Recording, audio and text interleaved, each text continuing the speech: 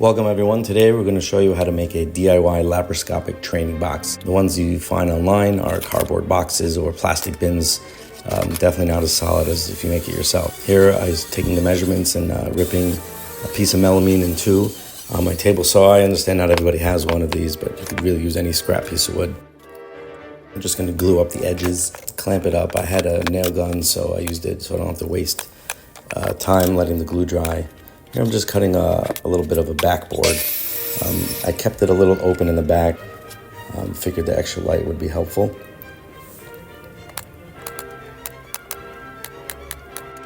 Here I'm measuring out the centerpiece, which will be the laparoscopic tools.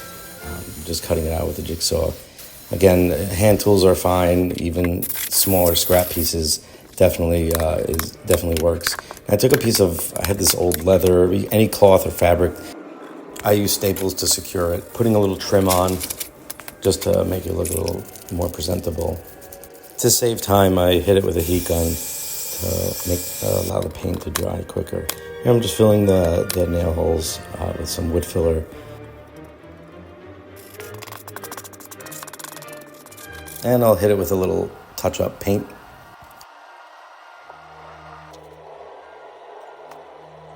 These iron-on melamine strips for the edge banding, they work great for hiding those particle board edges.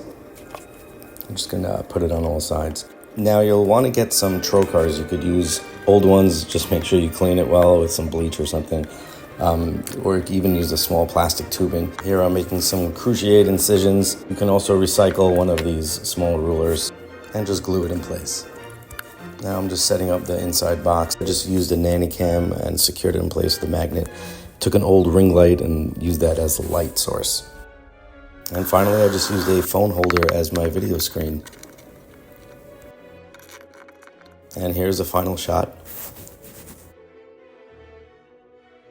And a quick demonstration. Making a box yourself is definitely cheaper, it's more fun, and you'll be more motivated to practice, especially when it's at your house. Thank you all for watching.